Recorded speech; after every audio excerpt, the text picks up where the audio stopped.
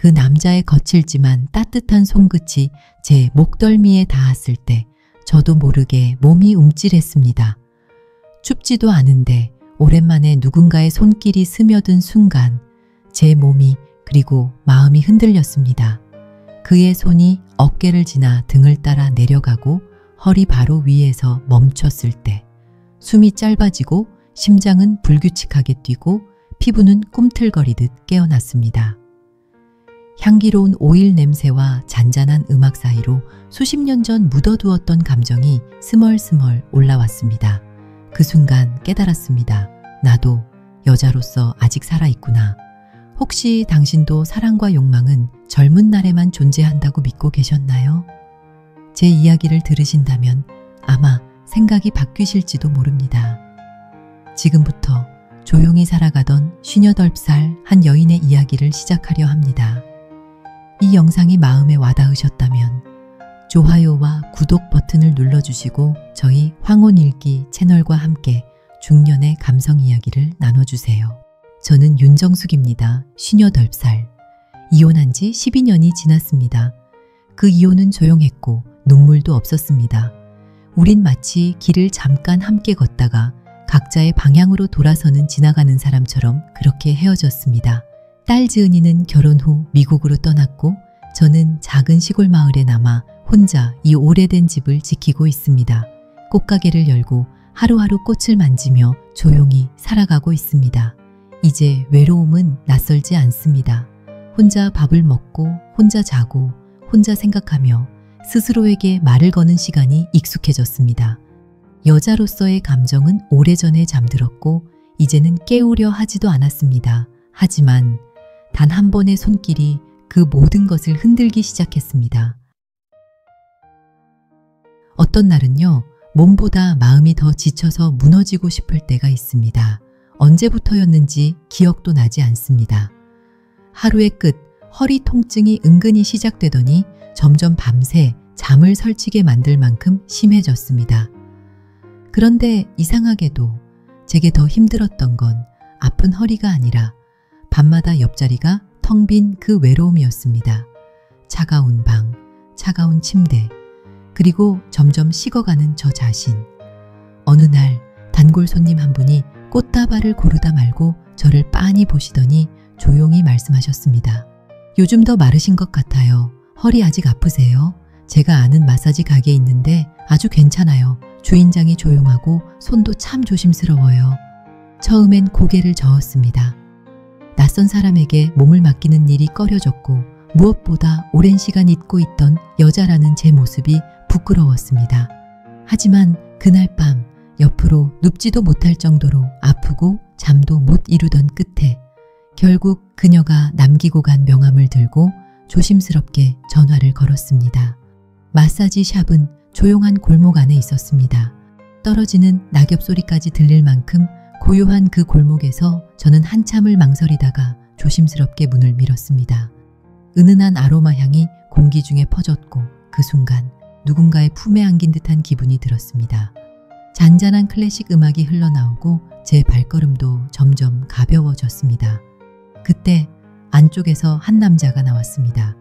키가 크고 머리는 희끗희끗. 표정은 무심한 듯 했지만 그의 눈빛에는 묘한 온기가 있었습니다. 처음이신가요? 낮고 부드러운 목소리에 저는 그냥 고개만 끄덕였습니다. 말을 꺼낼 힘조차 없었던 것 같습니다. 하얀 시트가 덮인 침대에 엎드리고 그의 손이 제 등에 닿았을 때 문득 이런 생각이 들었습니다. 이렇게 조심스러운 손길이라면 그냥 울어버려도 괜찮을 것 같아.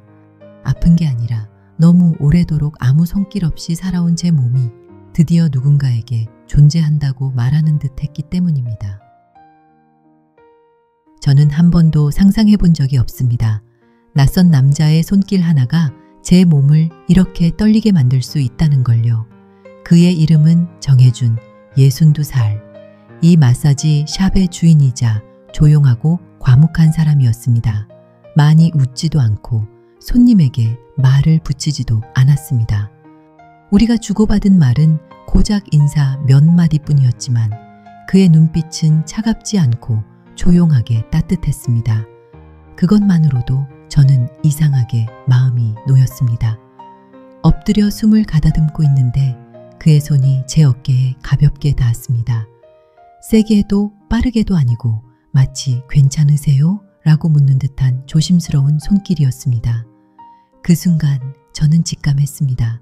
이 오후를 저는 아마 평생 기억하게 될 거라고요. 그의 손은 제 등 전체를 아주 천천히 정성스럽게 움직였습니다. 전혀 야하거나 의도적인 느낌은 없었지만 제 몸은 오히려 더 섬세하게 반응했습니다. 오랜 시간 잊고 지낸 여자로서의 감각이 어디선가 조용히 깨어나는 듯 했습니다.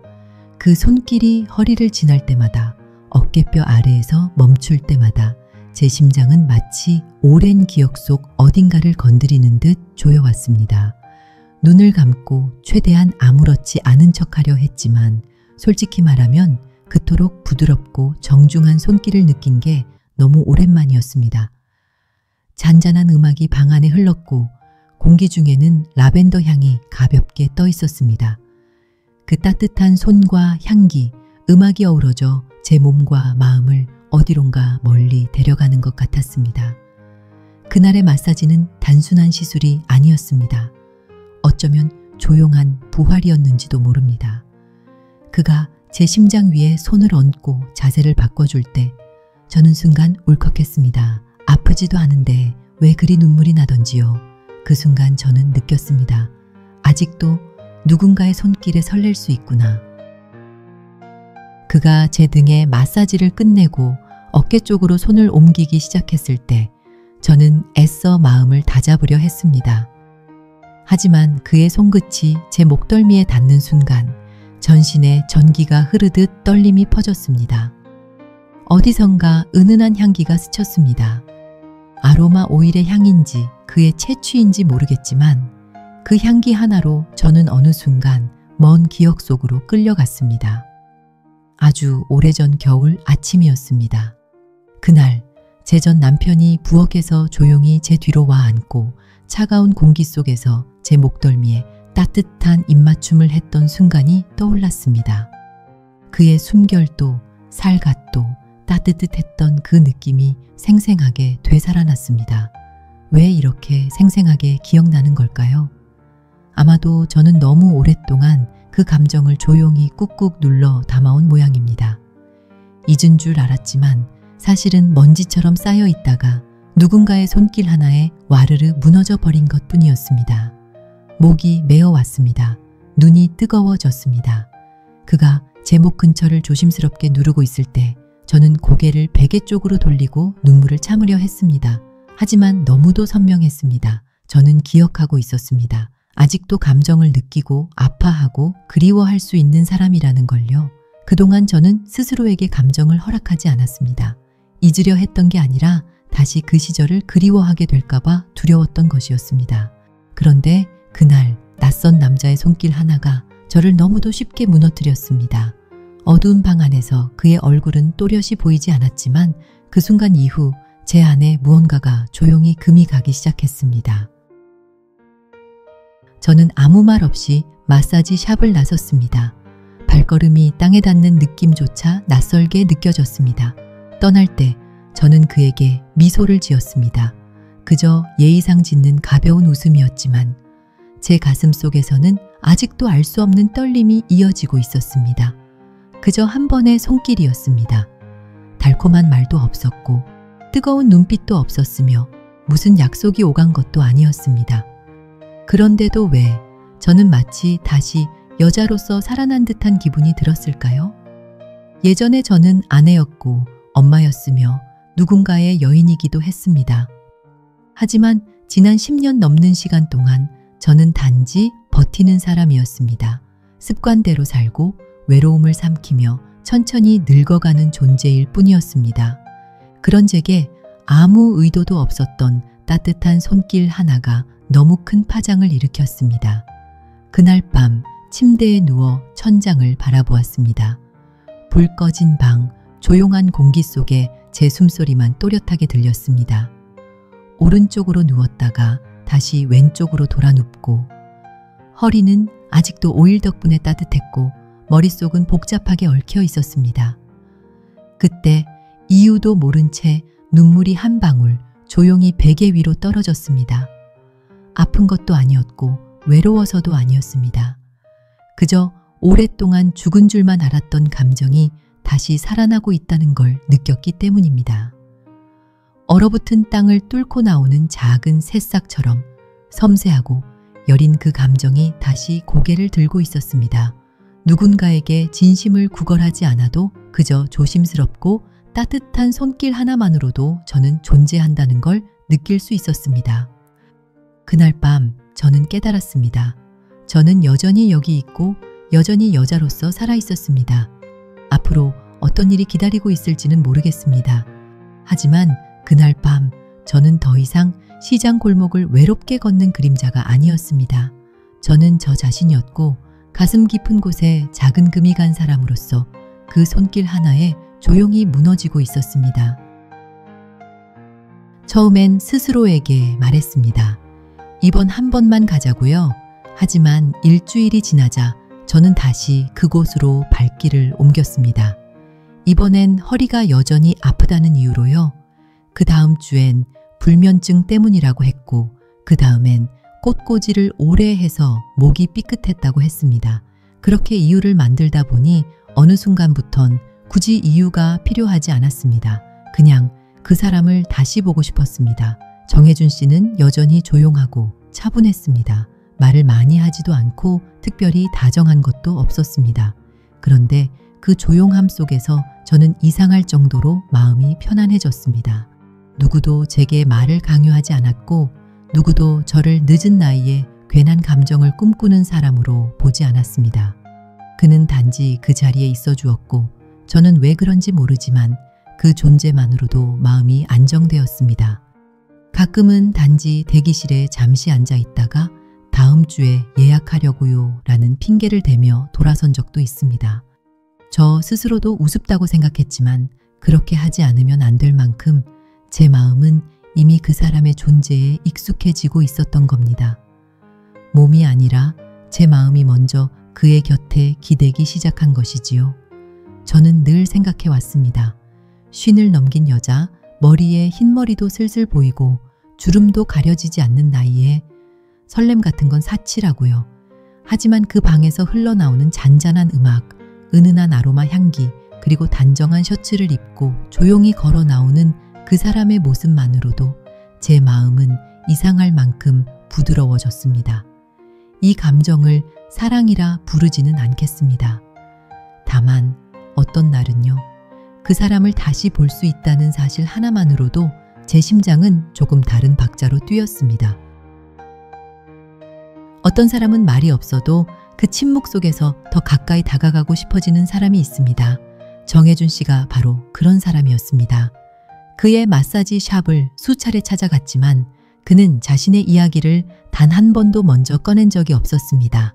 불평도 고민도 사적인 이야기조차도 단지 간단한 인사말과 조심스러운 손길 그리고 아주 조용한 눈빛만 있을 뿐이었습니다. 그 조용함이 오히려 저를 더 끌어당겼습니다. 그를 더 알고 싶어졌습니다. 그러던 어느 날 그가 치료를 마치고 방을 정리하던 저녁 저는 마치 무심결에 금기를 건드리듯 이렇게 물었습니다. 혼자 사세요? 그는 잠시 멈췄습니다. 손은 수건 위에 멈춰 있었고 조용히 천천히 말했습니다. 아내가 10년 전에 세상을 떠났습니다. 그 한마디. 길지도 덧붙이지도 않았지만 제 마음에 조용한 충격을 안겼습니다. 저는 더 묻지 않았습니다. 무슨 말을 해야 할지도 몰랐습니다. 그저 그의 눈빛 속에서 오래된 외로움이 조용히 반짝이는 걸 느꼈습니다. 그것은 슬픔도 고통도 아니었습니다. 단지 아주 깊고 오랜 공허함이 그 사람의 일부가 되어 있는 듯 했습니다. 그날 이후 저는 그를 다르게 바라보게 되었습니다. 어깨를 눌러줄 때, 목베개를 고쳐줄 때 저는 더 이상 단순한 전문가의 손길로만 느껴지지 않았습니다. 잃어버림을 견뎌내고 고요함 속에서도 삶을 살아내는 한 남자의 손길이었습니다. 그를 알게 될수록 저는 더 깊이 그 고요한 세계에 빠져들었습니다. 소란스럽지도 화려하지도 않았지만 그 조용한 공간은 제 마음을 천천히 그러나 분명하게 울리기 시작했습니다. 저는 한 번도 어떤 남자에게 화분을 건네본 적이 없습니다. 그런데 봄바람이 불던 어느 날 아침, 꽃집 앞 벚꽃이 만개해 있는 그날, 저는 작은 화분 하나를 꺼내어 잎을 하나하나 닦고 먼지를 털어내고 리본으로 조심스럽게 묶었습니다. 그 사람이 화분이 필요해서가 아니었습니다. 제가 핑계가 필요했기 때문이었습니다. 옆 가게로 건너갈 핑계, 치료를 받지 않아도 그를 한 번쯤 볼 수 있는 이유 말입니다. 저는 늦은 오후 봄 햇살이 부드러워질 무렵 화분을 들고 갔습니다. 정혜준 씨는 평소처럼 조용한 얼굴로 문을 열었습니다. 저는 화분을 내밀며 말했습니다. 스파티 필름이에요. 공기를 정화해주고 마음도 차분하게 해준대요. 그는 아무 말 없이 화분을 받아 조용히 고개를 숙였습니다. 기다란 손으로 그것을 대기실 테이블 위에 조심스레 올려놓았습니다. 감사의 말도 특별한 눈빛도 없었습니다. 그저 그 사람 특유의 조용한 분위기만 있었습니다. 그런데 이상하게도 그 조용함 속에서 저는 아주 부드럽고 따뜻한 무언가가 우리 사이에 흐르고 있다는 걸 느꼈습니다. 사랑 고백도 아니고 다정한 손길도 아니지만 어떤 공감과 위로가 말없이 이어지는 순간이었습니다. 오히려 말이 없어 더 진심 같았습니다. 그날 밤 저는 평소보다 일찍 집으로 돌아왔습니다. 부엌에 꽃병을 꽂고 따뜻한 차를 우리고 잠시 거울 앞에 섰습니다. 거울 속에 중년 여인이 보였습니다. 단정히 묶은 머리, 조금은 지친 눈. 그런 저를 보며 저는 조용히 서랍을 열고 오래된 연분홍 립스틱을 꺼내 조심스럽게 입술에 발랐습니다. 어디 갈 것도 없었고 누굴 위해서도 아니었습니다. 다만 스스로에게 말하고 싶었습니다. 나는 아직 여자이고 내 마음은 여전히 조용히 떨리고 있다는 걸요.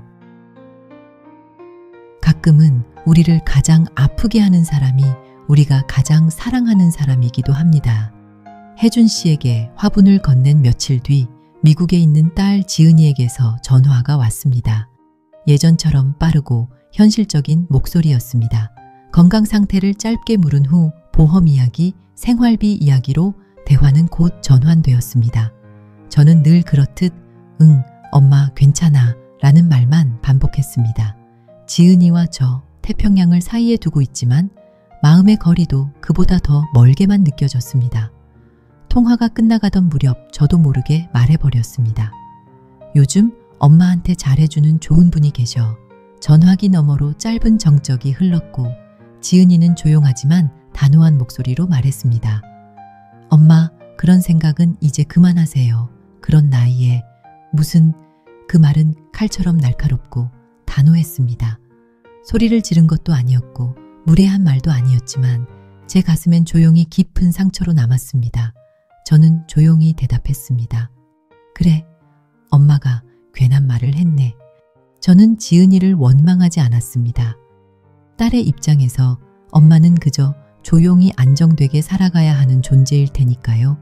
하지만 엄마라는 이름이 내 마음의 떨림까지 포기해야 한다는 뜻일까요? 전화를 끊은 뒤 저는 창가에 앉아 조용히 바깥을 바라보았습니다. 창밖엔 여전히 봄 햇살이 지붕 위에 내려앉고 바람은 나뭇가지를 흔들고 있었습니다. 그 평화로운 풍경 속에서 제 마음엔 말할 수 없는 슬픔이 조용히 스며들고 있었습니다. 울진 않았습니다. 그저 또다시 내 가슴을 뛰게 한 무언가를 숨겨야 한다는 현실이 안타까웠을 뿐입니다.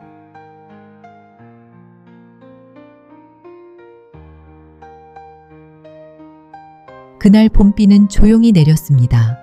처마 밑을 두드리는 빗방울 소리와 가게 앞에 놓인 화분 사이로 스며드는 바람이 어우러져 세상이 잠시 멈춘 듯 했습니다. 저는 꽃잎이 젖어 떨어진 걸 줍느라 허리를 굽히고 있었습니다. 날씨는 그렇게 춥지 않았지만 봄의 습기 어린 찬 기운이 옷 사이로 파고들어 몸을 오싹하게 만들었습니다.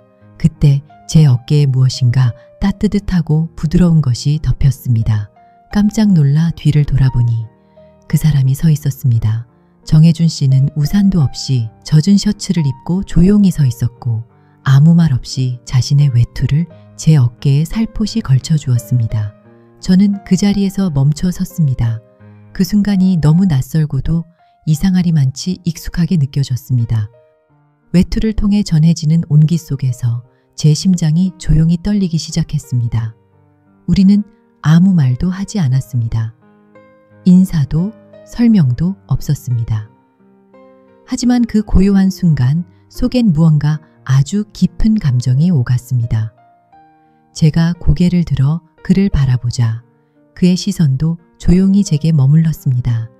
깊지만 결코 부담스럽지 않은 눈빛이었습니다. 그때 저는 알았습니다.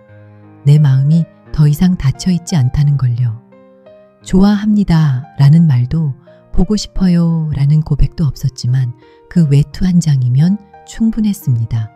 그날 밤 저는 그 외투를 입은 채 집에 돌아왔습니다. 걸어두기도 아깝고 개어두기도 아까웠습니다. 그저 곁에 두고 싶었습니다. 내 단조로운 삶에 조용히 스며든 그 따뜻한 무언가를 잃고 싶지 않았습니다.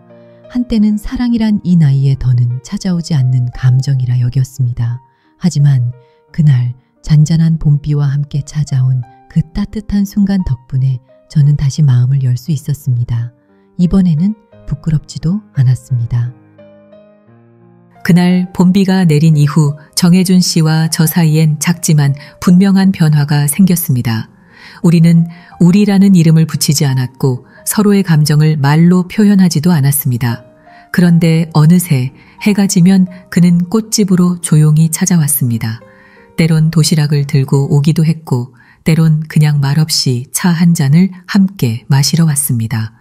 우리는 자주 저녁을 먹게 되었습니다. 정해진 약속은 없었지만 자연스럽고 따뜻한 습관처럼 그렇게 함께 했습니다. 밝은 이야기보다는 잃어버린 것들에 대한 이야기, 혼자서 견뎌온 시간, 말없이 흘러간 긴 밤들에 대해 자주 이야기했습니다. 그는 아내 이야기를 조심스레 꺼냈습니다. 가을이면 데이지를 심고 창문 앞에 화분을 놓던 아내 말입니다. 저는 조용히 들었습니다. 질투하지도 속상하지도 않았습니다. 그 이야기를 편안히 꺼낼 수 있을 만큼 그의 마음속 상처가 많이 아물었다는 걸 느꼈기 때문입니다. 그날 밤 제가 반찬을 집어 그의 밥그릇에 올려줄 때 그는 조용히 입을 열었습니다. 이 나이에 누군가를 다시 기다릴 수 있다고는 생각 못했어요.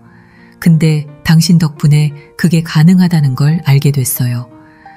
저는 그를 바라봤습니다. 아무 말도 하지 않았습니다.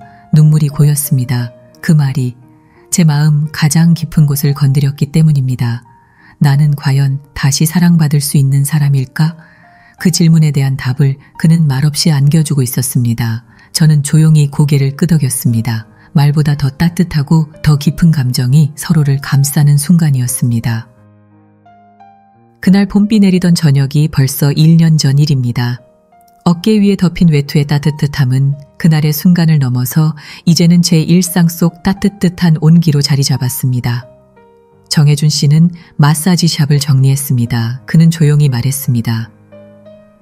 매일 낯선 사람을 만지고 다시 빈 방으로 돌아가는 삶, 이제는 그만하고 싶어요. 그 대신 제 꽃집 옆에 작은 찻집을 열었습니다. 우리는 그렇게 자연스럽게 함께하게 되었습니다. 약속도 다짐도 없이 그저 조용히 서로의 삶 곁에 머무르게 된 것입니다. 매일 아침 저는 꽃집 문을 열고 혜준 씨는 물을 끓입니다. 꽃향기와 차향기가 그 작은 골목에 고요히 어우러져 퍼집니다. 가끔은 말없이 나란히 앉아 오가는 사람들을 보고 바람에 흔들리는 꽃을 바라보며 따뜻한 차 한 모금을 나눕니다. 그 침묵은 어색함이 아닙니다. 상실과 시간을 함께 지나온 사람들이 비로소 나누게 되는 깊고 편안한 평화입니다. 우린 어떤 사이일까? 라는 질문은 더 이상 중요하지 않습니다. 그저 이 사람이 내 옆에 있다는 사실만으로 저는 매일 아침 마음이 가벼워집니다. 사랑은 늦게 와도 충분히 아름답습니다. 함께 차를 마시고 함께 늙어간다는 것만으로도 인생은 다시 빛나게 됩니다. 저의 이야기를 끝까지 들어주셔서 감사합니다. 만약 이 이야기가 당신의 마음 어딘가를 살짝 건드렸다면 좋아요 버튼을 눌러주시고 저희 황혼일기 채널을 구독해주세요. 앞으로도 일상의 소중한 이야기들을 함께 나누고 싶습니다.